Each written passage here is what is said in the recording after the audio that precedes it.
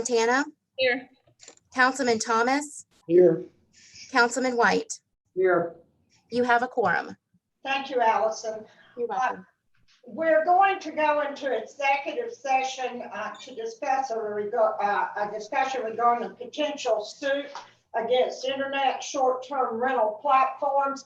Whoever makes the motion, please give us your name when you make the motion, so Allison will know. Is there a motion to go into executive session? Bob Cavanaugh, I so move. Jay, second. Okay, that was Bob. Bob made the motion. Who seconded it, please? Jay. Jay, okay. All in favor, say aye. Aye. Okay, we will now move into executive session.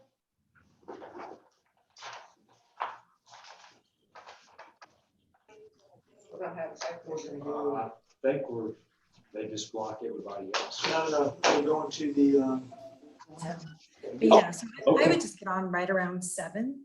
I'm on, and if it starts, but she's really good about just starting it right at 7. Okay. hey.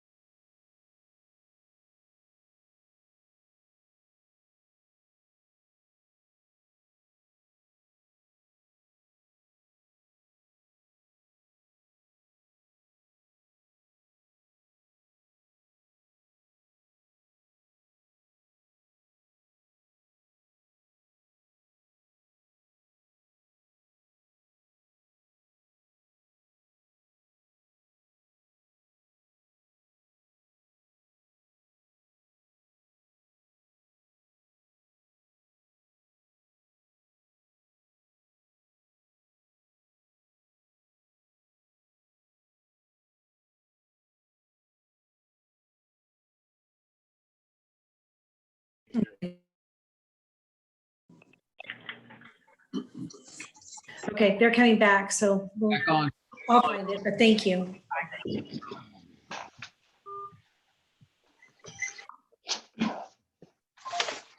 Bob Kavanaugh, sound check.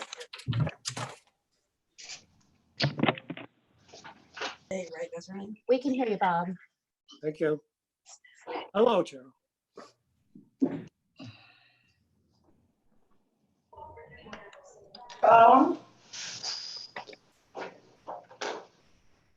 City Council met an executive session. They took no votes. We'll move into our regular meeting. Before I start the meeting, I want to remind everyone who is speaking tonight to please identify yourself so that Allison can get it in the minutes, okay? We will continue with the invocation. Mr. Mahaney, will you pray over our meeting? Yes, let us pray. Our gracious Heavenly Father, we thank you for this great city that we live in. Guide us in the decisions that we make tonight. Protect us from COVID-19 and help us with our various problems. In Jesus' name we pray. Amen. Amen. Please stand for the Pledge of Allegiance. I pledge allegiance to the flag of the United States of America and to the republic for which it stands, one nation, under God, indivisible, with liberty and justice for all.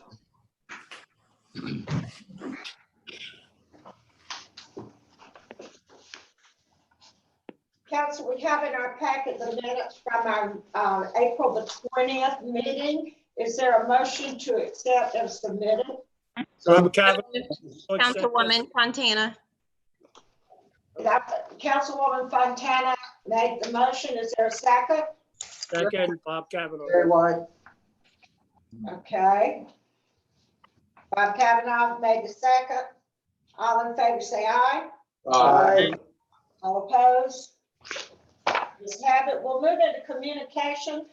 Tonight, we're going to have an update from our COVID-19 Economic Recovery Task Force. Cheryl, I think, are you going to be handling it tonight, or and different people? I'll let you start out.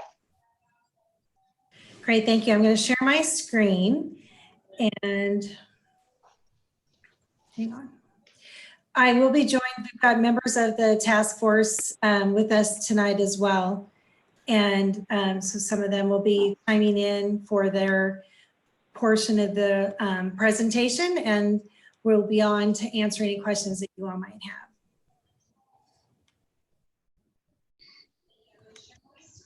Can you see the screen? Yes. Very good. Okay. Thank you for your time this evening. This is our preliminary report. We are working on a written report, and we will have that to you soon. As you know, this is a moving target. There's a lot of things going on very rapidly, and so we want to make sure that it's timely. And with our last meeting was Friday, and we went through our preliminary report. Then the governor, of course, had a press conference Friday afternoon, making some additional changes and impacting the report that we'll be sending to you in writing. We met and worked together to identify the various aspects of the resolution and how to move forward. And so we broke into 3 work groups: resources, protocols, and communications. And our resources group concentrated on reviewing, exploring, and understanding the federal, state, and local opportunities for resources and the needs. The protocols group looked at the CDC, the South Carolina DHEC, and then the business sectors, and really tried to identify where there was a need for some additional input. And at that time it was restaurants. So they spent a lot of their time on that, and we'll get into some of those details. And then the communications, really looking at the 3 different areas. There's messaging necessary for the residents, for the business community, as well as for visitors when we get back to that point of inviting visitors back. So starting with resources, Mark McDowell chaired this work group, and I believe Mark is on the call. Cheryl, this is Ray. I actually just got a text about 60 seconds ago that Mark's not going to be able to make it. He has some attending. He has to appear at one of his businesses. Understood. Mark and I did go over this again today, just to make sure that we had everything on here correct after our meeting on Friday. But really looking at the federal resources, we reviewed the payroll protection plan, the small business disaster loans, and we know that a number of businesses have applied for both of those. We know that some of them have received the PPP. At the time that we met last week, we weren't sure of anybody who had actually received a disaster loan. And we know that there's a greater need than the funds that have been available. We think that when there's an opportunity, it would be great to chime in when the federal government's talking about round 4 and how those municipal opportunities might be, what the city of North Myrtle Beach might be able to get, because block grants aren't something that as a community that we're eligible for. So just really trying to make sure that we're on top of that to see what type of opportunities there might be. And if there's opportunities for the business community and the task force to chime in support of some things that North Myrtle Beach needs, that we would be positioned to do that.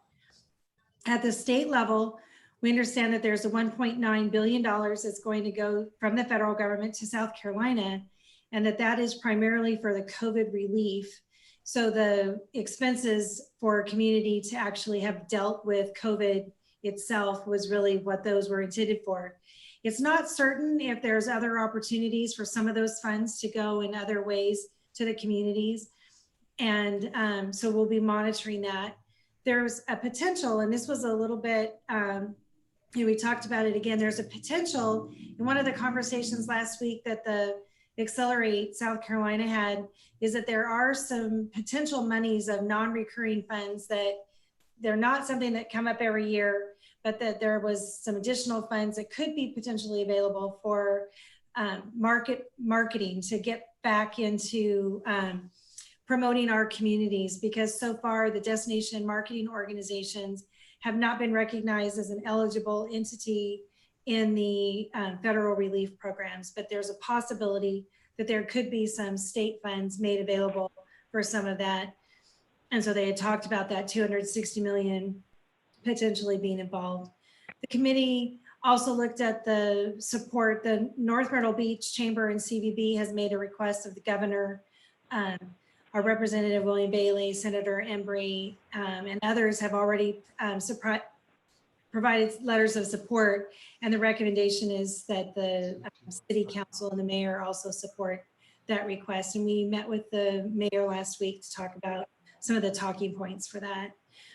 And at the local level, we spent a fair amount of time talking about different bank and local opportunities for deferrals, both for business loan, residential loan, even the small business development loans, and that a lot of businesses don't even necessarily know that those opportunities are. So how we communicate that through our communication strategy was one of the things of really making sure we bring that to the forefront.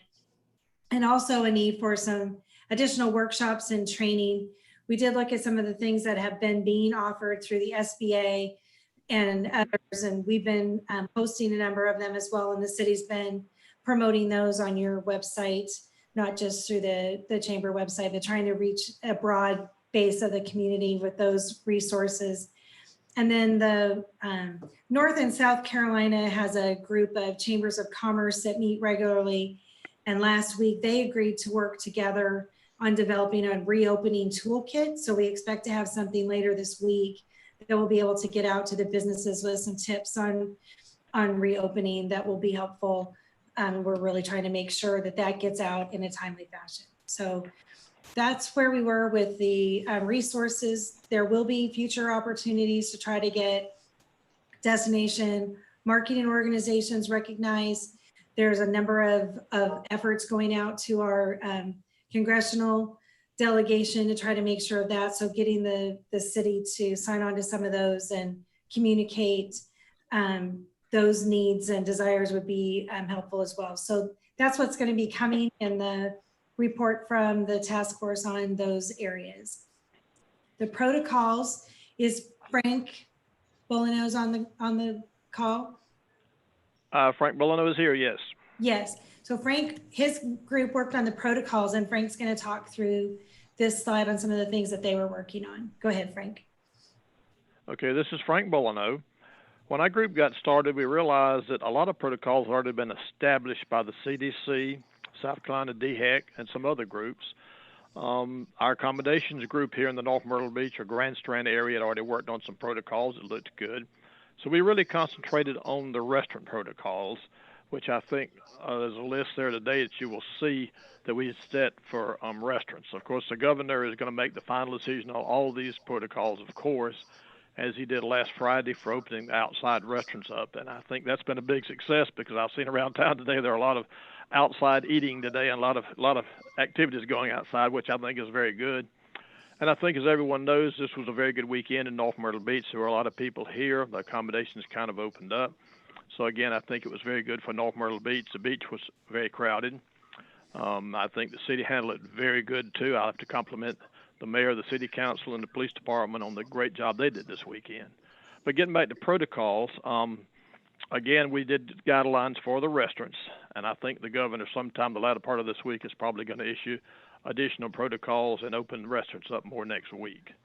So I guess really at this time maybe there's some questions or something. I'd be glad to answer them or go over them. Frank, I don't have a question, I just have a comment. I think our restaurants have handled their soft opening very well. I've noticed all throughout town that they've come up with very nice creative ways of setting tables up outside. Seems like people are supporting them. And that's one thing that we need to remember, that our locals need to support these restaurants. We are so fortunate to have as many restaurants as we have, and we want to keep them here. So, I think it's great if you could get out sometime this week and support these restaurants. But I've been very pleased also with our accommodation people. Our accommodation people stepped up to the plate with protocol procedures for opening their businesses. They shared their protocols with each other. I know that Elliott Realty worked a lot on it and shared theirs. And I appreciate that very much. But it seemed like that we were successful with opening. There were a lot of people here this weekend on the beach, but I will tell you that, there were still a lot of empty rooms and empty houses in North Myrtle Beach. The crowd that you saw on the beach were not just visitors. It seemed like there was a lot of one-day trippers, we call them, people that are one-day destination, or local people who live in the county who decided they wanted to go to the beach this weekend. And there were a lot of our Horry County residents on our beaches this weekend. But we're very fortunate. Accommodations went well, and we just hope that that will continue. But everyone has done a yeoman job of trying to open as safe and healthy as they possibly can be. Mayor, I agree with you 100%. Our community is really supported. The retailers that were open earlier, the community has supported those. They have worked with them and good. They've obeyed by the guidelines and stuff they've done. Amazing thing to me, a lot of our community, our customers at Bullino's, whether it was a grocery store or Platt Seafood, would come in and give our employees tips to kind of help them out. There was nothing unusual for a cashier to get a $20 tip because the customer thought they needed help and support. So our community has been very supportive of everything. Great. Thank you, Frank. So the next area is communications and outreach, and this work group was chaired by Mendel Bell. Mendel. Good evening, Mayor, also City Council. I'd like to thank you for the opportunity to speak this evening. We worked really hard on creating a communications plan that allowed our chamber to kind of help through this process of gathering occupancy rates through the reopening, the soft reopening that the mayor just referenced, and kind of helping the city project staffing requirements and things of that nature.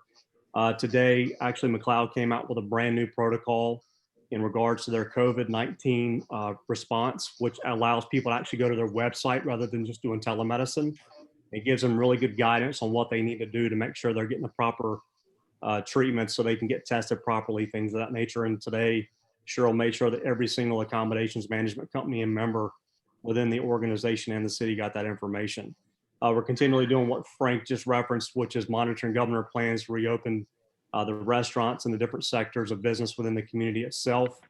You know, the mayor mentioned about the accommodations members getting together and creating a protocol that was established to make sure that our residents know that their well-being is looked at as we begin to reopen our community and welcome visitors back. And then also the mayor's doing a great job in creating communications plans to get that information out to our citizens as well, and really just having a strong business message out to the community to thank them for their support through the COVID-19 response.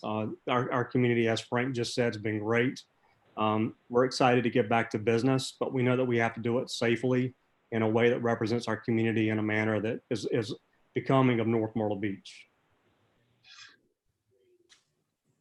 Any questions of Mendel before we go to the next? That was a very good job, Mendel. Thank you. Communications have been good between chamber, city, residents. Yes. Absolutely. And I really also want to take this opportunity to, as on behalf of the task force, to thank you for your efforts and working with the governor and being on the governance committee and all that stuff. And also, Mike, I know you've been working really hard and the rest of your city staff. So thank you for everything you guys have done, and also city council. I know it's been an extremely trying time. Thank you guys so much for what you've done. Thank you, Mendel.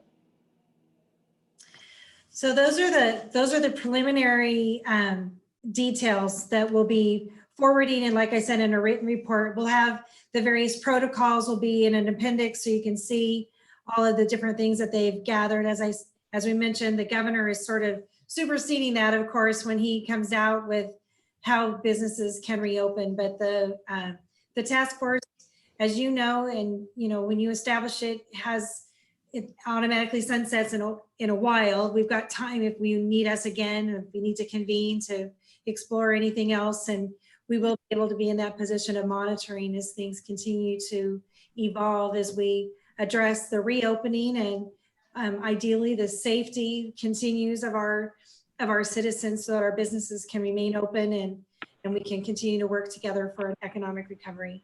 And it was my pleasure to be selected to be the chair of this group. It was very humbling. You've got a great list here of people that have committed their time and experience to the work that we've done so far, and just really want to thank them and thank you for even thinking that we need this and putting us all together so that we could work together to provide this for you as a city council and leaders of our community. I think it's very important that those who are listening in know, and I also want to say thank you to Kathy Weiss and Joe Kowalski, who is representing the residents. It's very important that we have residents representation.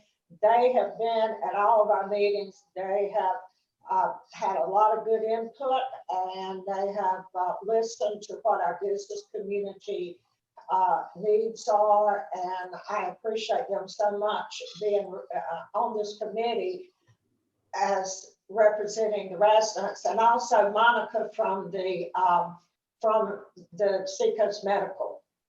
That has given us McLeod Seacoast Medical has been a part of it also.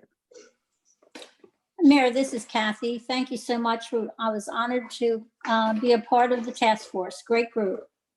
Thank you.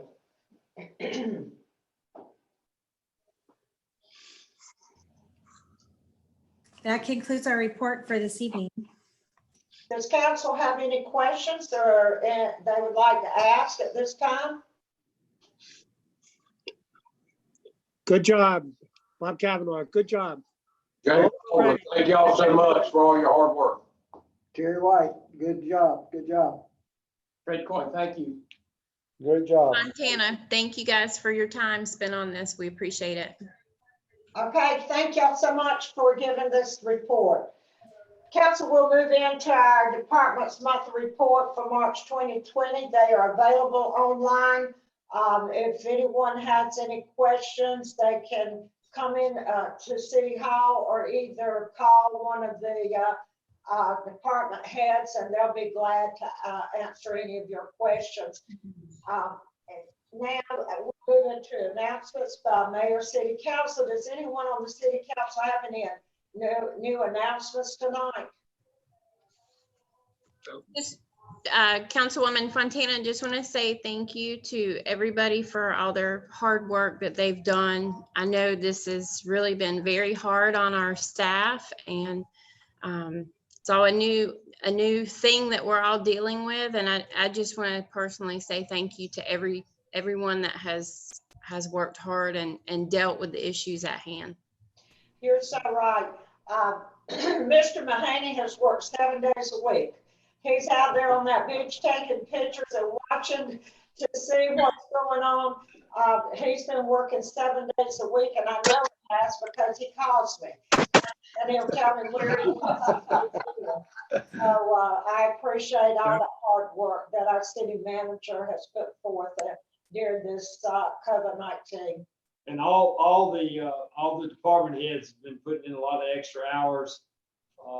You know, and we all have personal issues that we have to deal with, and also the employees. You know, this thing has far-reaching impacts on families. But you know, all the city employees have been putting in a lot of extra time too. Mayor, I don't want to add, Hank Thomas, I don't want to add more work to city staff, but the $1.9 billion that the state has for COVID-related expenses, maybe we could ask for a $2 million grant and partner up with Seacoast for free testing for North Myrtle Beach. We can try. I mean, you know, I don't know if testing is widespread yet, and that is important, and we don't want it to resurface. And if we can, I know it should be probably a state responsibility, but I don't know where that stands. And if they've got 1.9 billion, if I understand that correctly, you know, and I'm sure Seacoast would be up for it, but the money may have to come through a grant through the city. I don't know that.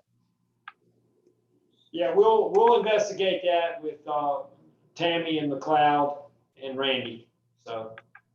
Okay, thank you, Hank. Any other comments? Nope. Okay, we will move into the consent agenda. We're going to take each item separately. Item A is a motion to appoint reappointment of John Sloat to fill one expired seat on the Tree City Board. Is there a motion to accept? So move. Bob Kavanaugh. Councilwoman Fontana, second. Okay, is there any discussion? Hearing none, we'll close our discussion and take our vote. All in favor, say aye. Aye. All opposed?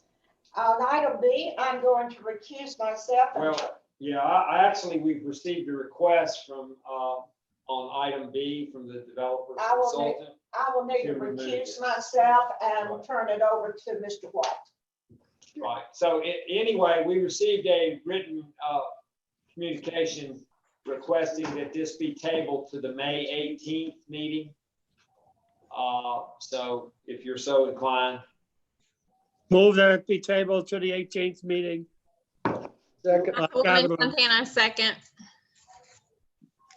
Mayor, we have a motion and a second to continue it to the May 18th meeting. All in favor, say aye.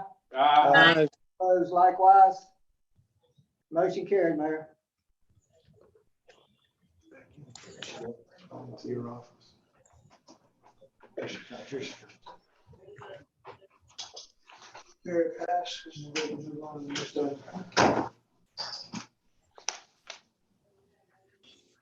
Okay, item C, the ordinance on the second reading, annexation and zoning designation for one lot on Riverside Drive. Is there a motion to accept? Good point, so moved. Terry White, second. Okay. Is there any discussion? Nope. We'll close our discussion and take our vote. All in favor, say aye. Aye. All opposed? Item B is ordinance on the second reading of the amendment to ordinance 19-22, changing the effective date. Is there a motion to accept? So move. Bob Kavanaugh. Councilwoman Fontana, second. Any discussion from council? Now we will close our discussion time and take our vote. All in favor say aye. Aye. All opposed? Thank you, council. We'll move into unfinished business as the ordinance on the second reading, a major amendment to the park PDE for the Waterway Hill section. Is there a motion to accept? Jay Baldwin, so moved. Councilwoman Fontana, second. Okay, we'll open it up for discussion. I see in the executive summary that we all had some questions and concerns last meeting on the first reading and asked the developer to address those. And it looks like to me they have. They've identified the pine straw as a prohibited ground cover and mulch. They list wax myrtle as a prohibited from being planted by homeowners within common areas. They prohibit soffit roofs from encroaching into side yard setbacks and provided language in the PD document that the POA and the HOA and the CC and RS will prohibit sidewalks from being blocked by parked vehicles. The exhibit 8B-MF has also been revised to list the building separations between buildings at a minimum of 20 feet and open space as 15% instead of code as previously submitted. And exhibit E8-MF has also been revised to eliminate the top two photos that were in the packet, designs from being used. Now, were there any other things? Did we miss anything, council? Bob Kavanaugh, not by me. And I also want to make a very good comment that not only did they do the changes, but they documented and had it retroactive to fit into their major book. And that was an extra step, which I appreciate. Yes. Well, we appreciate this group we have been working with. It's been a pleasure to work with them. Yeah. Are there any other comments? Mayor, Hank Thomas, I do have one comment. That's in regards to the setback in regards to the cars. I know we talked about that last time, and I know they put it in here that the HOA and the POA will prohibit sidewalks for automobiles from infringing on the sidewalk. But the bottom line is at that point in time, the house may be built. I think the setback should be established so that you know that you have adequate space and it won't be an issue. You know, like I say, on this project, the sidewalk is only on one side of the street, so it's only an issue on that side of the street. And if you've got a car, you know, from the edge of the sidewalk to the garage door, should be a minimum of X amount of feet, and not.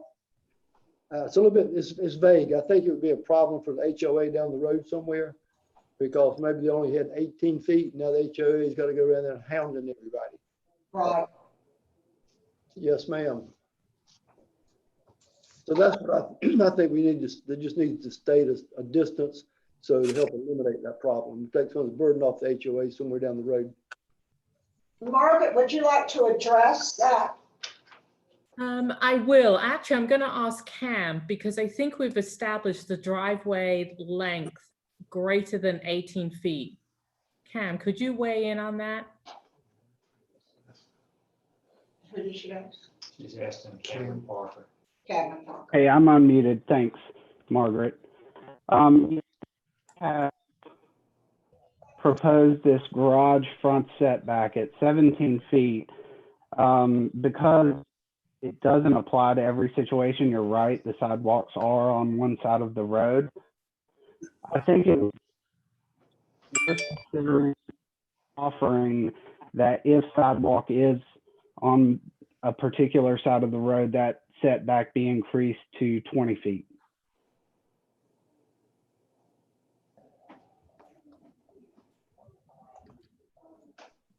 From the edge of the sidewalk on the inside between the garage door and the edge of the sidewalk, you're saying 20 feet.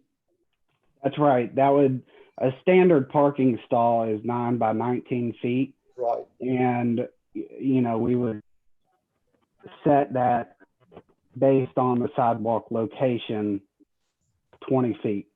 Okay. And on the opposite side of the street, where there's not a sidewalk, but you just have the curb, what is your setback there? Is that from the property line or is that from the right of way? I mean, That's from the property line, asphalt. from the property line. Okay. And we want to maintain that segregation or separation of the garage front setback and the front setback so that the buildings are staggered, like we discussed in first reading. Okay. Well, 20 foot, I'm good with that. Will 20 feet be enough? I know, It's tight. I mean, it's real tight. Fred, what do you want? I mean, and I think that I brought it up before. I mean, typically, that is, it's sort of a, 19 or 20 feet is sort of a just fit scenario, more or less like fitting like taking a more like a placeholder and just dropping right in within that area. So I don't know. I think it may just end up being ultimately being a challenge there.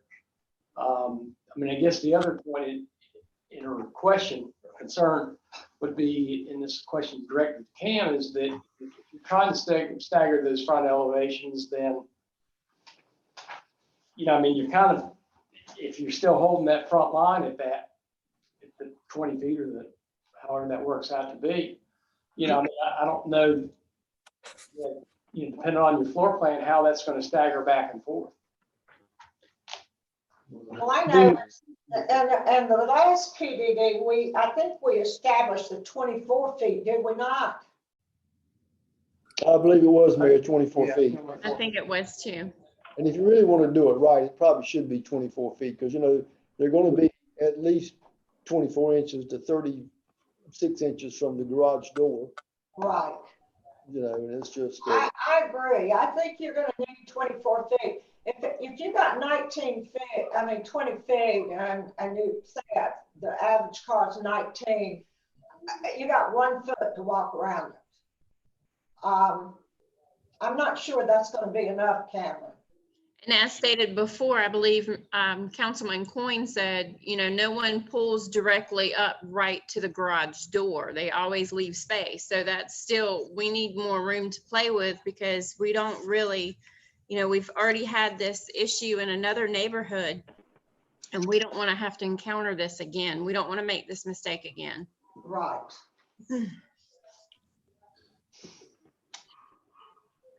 Well, one of the difference, Bob Kavanaugh, one of the differences now is that we found the problem out and it was not part of the selling agreement and the agreement of a purchaser.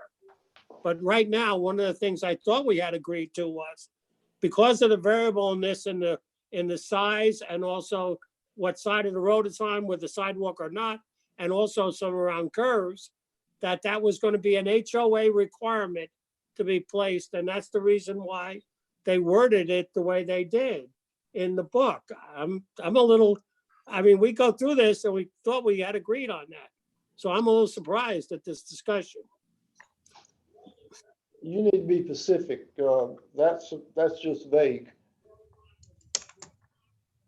Now, Margaret, there's one thing, I don't know where we're saying not from the property line, but we're saying from the back of the sidewalk, which is in the, I don't have the plat in front of me, is in the right of way. And you've got what, a 13-foot edge of this asphalt from the back of the curb to the property line. And then you got 5 foot, and then you got your sidewalk. That's correct. On one side of the street, the sidewalk abuts the property line. On the other side of the street, there is no sidewalk. Okay. So you got plenty of room on the other side. So would you be okay with 24 feet setback from the garage and 15 for the property from the front setback?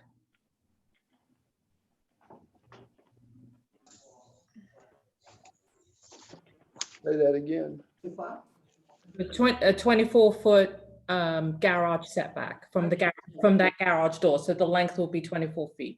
I need Jim Woods to weigh in on this. Yeah. You want to reduce the rear setback? Is that what it?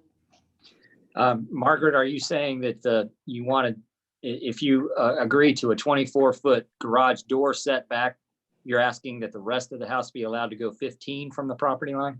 Yes. Staff has no problem with that.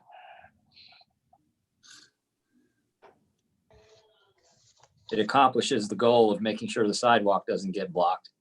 Sure. Yeah. And it's because some of those right of ways are larger than 50 feet, aren't they? Don't you have one that's 60 feet? Or am I wrong? The Spine Road. That's a collector street. Yeah, I don't believe any houses front the collector. Okay. Council, are you okay with 15 doing that? If they've maintained the 24 foot, that solves the problem. Yeah. So a 24-foot garage door setback from the back of the sidewalk, and the rest of the house will be allowed to go up to 15 feet from the front property line. How does that work? Wow, that you have two sides of that, the side with the sidewalk and the side without the sidewalk. The 15 feet without a sidewalk brings it up awful close. Well, is that just gonna apply to the side of the street with the sidewalk and maintain the rest of the setbacks on the opposite without the sidewalk? What? Yes, I think I think we're trying to accommodate that when you're walking, it would only apply to the sidewalk side. Fine, but it wasn't specified that way. I just was happy that you specified it that way now. That's okay. I don't have any problem with that. I just was concerned about the other side. So in the documents, it should state that. It should say 15 feet setback when on the sidewalk side, so that we can accomplish a 24-foot setback from the sidewalk for driveways. And then on the other side, then As is. we wouldn't allow the 15 feet. I think that would be a better compromise. Well, I mean, Jim, what's the current proposed setback for the houses? Margaret, what is it on? I can't recall off the top of my head. What is it? Cam has that old bed. 15. Yeah, I can. So we're specific. This is Baird Stewart speaking. So we're specifically talking about the cottage lots, which are the 50-foot lots. And currently, the way it's talked about is that we would have a front yard setback of 15 feet, and then the garage would be 17 feet. And based on this discussion, we'd push the garage back to 24 feet from the sidewalk. Now, what that does, if you could show us so that we could see exactly what you're talking about. I don't have anything that I can hold up to my camera, but what that does is that puts rather than having that welcome to my garage type of look that you often see, that sets that garage back from the front of the house or the front door of the house, so that you're looking at the front doors of the houses rather than at the garage door of the house. That's okay. Okay, I got you. Well, I mean, this is really, I think that it's You're gonna have to speak up. We can't hear you.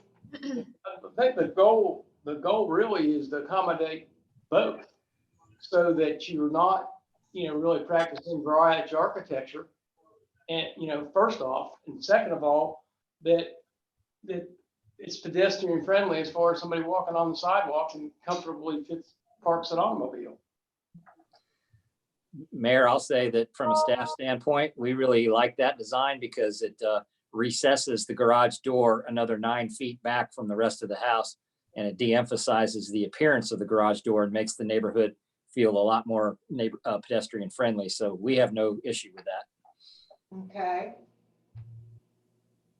I think we have it, personally, I think we have enough neighborhoods in the area that have the garage is the first thing you see.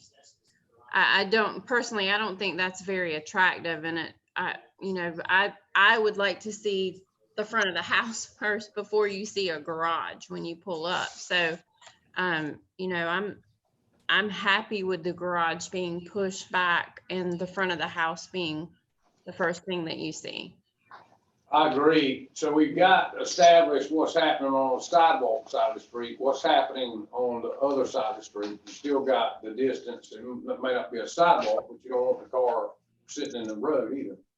So maybe we need to discuss about just changing it overall so that, you know, the garage, you don't have one side of the street that is just all garage and then the other side that is all house. Margaret, what's the setback? I don't have it in my book in front of me. The setback on the opposite side of the street. Or Jim, what's the setback on the opposite side of the street without the sidewalk? It's the same. It's the same, Jim. Yeah. So it's always been 15, right? On both sides of the street. Yes, it's been 15, and then now we're just pushing the garage back to 24. Are you okay with doing that on both sides, the sidewalk and the non-sidewalk side? Yes. Okay, then I think that solves the problem. That solves the problem. Because you've got, That's the problem. because you've got 15 Want to do both sides. 13 feet, right? So you got 28 feet. 28 feet. So to recap, we're talking about 15-foot front setback for the main part of the house, and the garage door shall be recessed at least 24 feet back from the back of the sidewalk or the property line, depending on if it has a sidewalk or not. Yes. That's correct. Okay. Is it, council, do you have any more questions? No, Mayor. Okay, then we need to make an amendment to the motion because we've changed from a 50-foot setback for the house to 24-foot setback for the garage. So Jay Baldwin, I make an amendment to the motion. Terry White, second. Okay. So Jay, you're amending your motion. That is correct. And who seconded it? Terry White. And Sarah, and Terry, are you seconding that amended motion? Yes. Okay.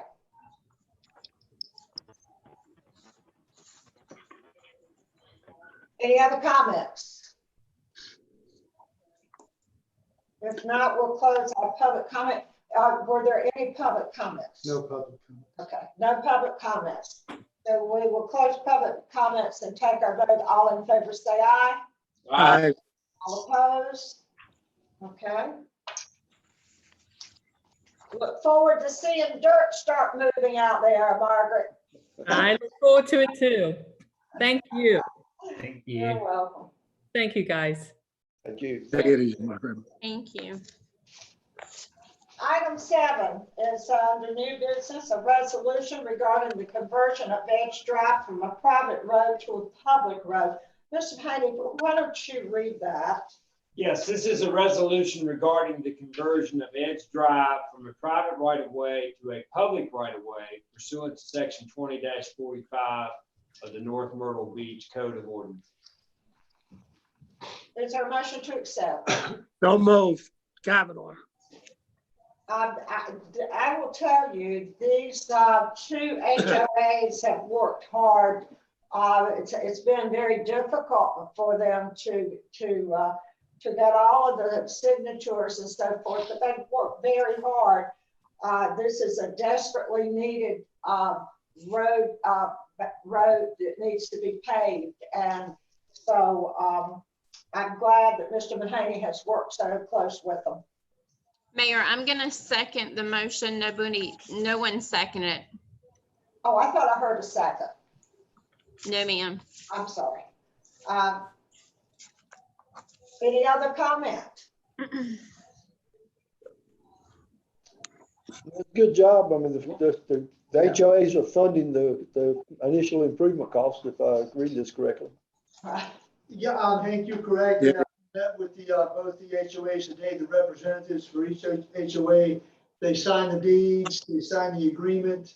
They provided a check from each HOA, $14,000 from Edgewood, and then $11,000 for Woodmere, for a total of $25,000, which was required from the city to bring it up to city standards. So we've received the deeds and the funds for that project to convert it from a private road to a public right of way. This is an excellent example, Kavanaugh, of private-public partnership. Very good job, everybody. Any other comments? Were there any comments from the public, Pat? No. Okay, we will close public comment and take our vote. All in favor, say aye. Aye. All opposed? Item B is ordinance on the first reading. It's an amendment in the Main Street Cafeteria District to authorize the temporary removal of tables and chairs. Is there a motion to accept? Councilwoman Fontana, so moved. Hank Thomas. Bob Kavanaugh, second. Okay, we will open it for discussion. Is there any comments from any of the council people? Mayor, I think in light of the governor's changing his executive orders that and relaxing, even though we need to maintain the social distancing, I don't know that I want to support the ordinance to remove them. I'm in agreement with you, Hank. Now, this does not mean that they still do not have to social distance their seating, because in the restaurant guidelines, they say they do have to social distance. Yeah, But it's probably just going to be less tables than what they've been having. But if I understand this amendment, all it does is establishes that public health is an issue and the city manager has the right to close them if there's a public health issue. I think it should go through. It's not an action document. It's an authorization document. Bob, you're correct on that. This would give the city manager the option, if he feels that it's necessary for health, safety, and welfare, to require the tables to be removed, tables and chairs to be removed from anyone who has a cafe permit in front of their business. If the ordinance was accepted, then the city manager would have that authorization to require that if the city manager deemed fit. Right, and if he doesn't have to.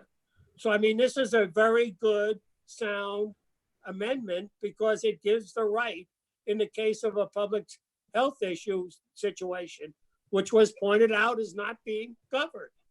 This is not an authorization. This is an authorization. It is not a demand for action. I think we should give this power to the city manager. We're not out of this thing yet, guys. We don't know what's going to come. This was a good amendment for the city to have at the discretion of the city manager. So I'm actually very much in favor of it. Well, I would vote against it. I would rather, if we want to do something official, then I would like for us to specify that we want the restaurants to follow the restaurant protocol during the corona's social distance. But you can do that later. But meanwhile, we would have to have a council meeting and to run an emergency meeting to change it, to give them the authority in case of a health emergency.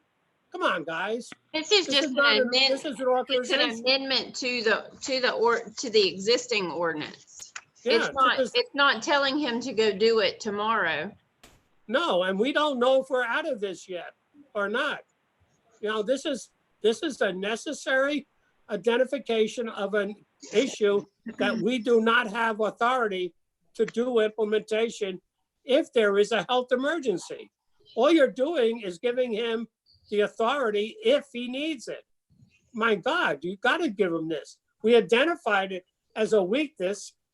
So let's go through with it. It's not an authorization to do it.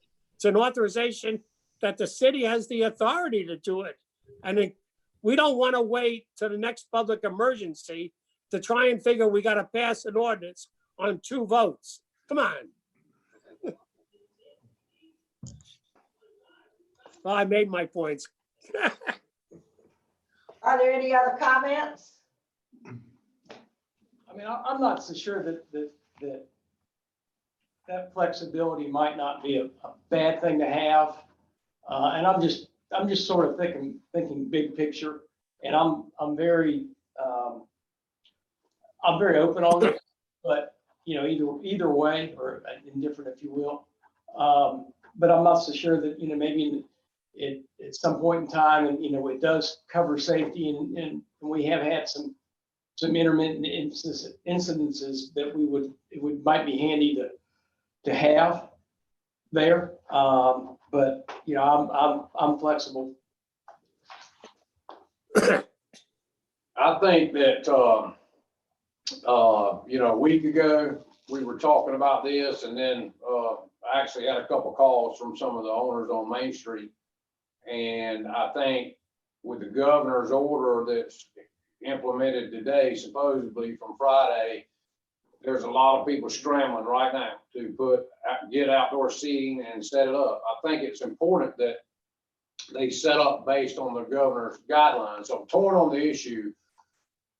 Can they meet the governor's guidelines and still set up tables on the sidewalk? If they can, then in my opinion, they're meeting the emergency order by the governor. We don't want to be going all over every restaurant in this city and picking them to death when they've starved for 2.5 months of tourism season, and they're trying to get a little bit of business off of some outdoor seating. You know, I went around today as well, Mayor. I rode and looked at several people that put some picnic tables out. They were 8 feet apart from edge to edge. I've read the governor's order today. It was issued, I saw it around 2 o'clock or 11 o'clock. I rode around at lunchtime. People are just trying to make a dollar, and they're being safe, and there's really no difference I see in that than them being gathered all together closer than that in Walmart and Home Depot and all this stuff. But not that that's right, but I don't see how we can regulate over and above that. If they can meet the governor's order, I think they basically meet the guideline. That's just my opinion. Jay, I have to agree with you. To me, the way that I read it is, if we do this amendment, then this actually, it's not only pertaining to COVID-19, but any state, you know, public health issue that may come up in the future, or emergency, that we need to have this language in to be able to do what we need to do. I agree with you, Nikki, but I think its timing is bad.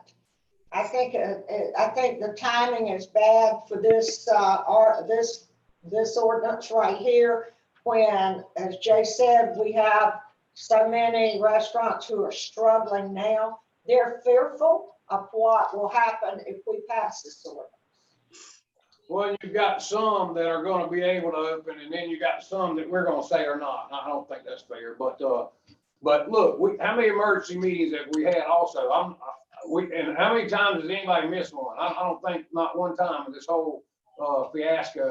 So we're all prepared to have an emergency meeting, and we care about our businesses. We care about our residents. We'll be there at a drop of a dime in a minute. If something goes wrong and we need to re-meet, we'll all be there in a minute. And that may happen. It has happened, so far quite a few times. Well, you're exactly right. We may have to bring this ordinance back if we don't pass it tonight. We may have to call an emergency meeting and bring this ordinance back. It just depends on if the people who are in the cafeteria district are going to listen to what the governor has said. Mayor, this is Terry. I had an email come through, a suggestion of why not close the 100 block of Main Street from 4 to 10 daily to allow for dining, which would give the necessary distancing. I have no idea. I don't either. Any more discussion? Okay, is there any comments from the public, Pat? No. No comments from the public. We'll close our comments and take our vote All in favor say aye. Aye. Aye. All opposed? Nay. Nay. How many nays came? 3. All right, 3 here. okay, and I'm a nay. So Yeah. there's 2, 2, 4. And Terry. Yeah. Was sorry. nay. I'm sorry, I can't put, I think there's 4. yes, yes. Nikki, were you a yay or nay? I was a yay. Bob Kavanaugh? Yes. Okay, Terry White? Nay. Nay. Nay. Fred? Nay. Hank? Nay. And I'm a nay. Okay. Thank you. I couldn't hear who was saying what. Okay, we'll open it up for public comment. Will you have any public comments tonight? We have one. Okay. This is from Stephen Lake, South Ocean Boulevard. I answered his questions fairly lengthily, and probably if I read all my answers, we go well beyond the time limit on public comments. So I'll read his questions, and if anyone from council wants to answer them differently than what I shared with you earlier when I sent this email, you can. Patrick, I received your email address from Anna Young with the Sun News. I called her because of her article dated April 20th regarding the lifting of the coronavirus constraints and concerns that I've related to the recent reopening of beach access points in North Myrtle Beach. I live year-round with my fiance at 1003 South Ocean Boulevard, Unit 605, North Myrtle Beach. We couldn't help but notice the huge crowds that turned out this last Saturday and Sunday, and the apparent disregard for social distancing guidelines as set forth by Governor McMaster in his recent briefing announcing reopening. I called Mayor Marilyn Hatley to express concerns and spoke with her husband as she was sick. I referred to North Myrtle Beach Police and spoke with several officers, Officers White, Supervising Officer Peace, and Sergeant Caudle, this weekend expressing the same concerns. They all indicated that they had limited staff, parentheses, one said 6 beach patrol officers, the other said 2, close parentheses, to police the situation, stating it is almost impossible to enforce the social distancing guidelines. Sergeant Caudle referred me to Public Safety Director Jay Fernandez, who called me shortly afterwards. He also expressed concerns regarding the reopening of public beach accesses, believing it might have been premature. In short, I kept getting referred to next people in line, and I'm not certain anyone was really able to help. Anna suggested contacting you prior to the city council meeting scheduled for this evening to share my concerns, hoping that someone listens. I'm fearful that after 3 to 4 weeks, we may see the negative impact of these reopenings in increased case and death rates. South Carolina, as with all other states that are reopening, has not seen any decrease in case or death rates. Recall, the U.S. Task Force guidelines call for 14 days of decreases in both, which Governor McMaster initially acknowledged and I thought agreed to. In his last briefing, it seemed that he might have been pressured in his call with the president and vice president to move more rapidly, yet the final decision to reopen was to be left to the municipalities. Several other states made similar announcements in the same time frame. My questions are simple. Number one, why weren't the reopening guidelines put forth by the U.S. Task Force used, even if at our own local level? 2, who is safeguarding the public from this virus? 3, what is North Myrtle Beach's strategy and plan for reopening? And 4, what if virus cases and deaths increase as a result of these changes? Thank you. I look forward to a reply. Stephen Lake. We did send him a reply. And we did reply. Anything else? No, just he said if any council member wants to reply, you can. Okay. If there's no other business, then our meeting is adjourned. Thank you very much. Aye.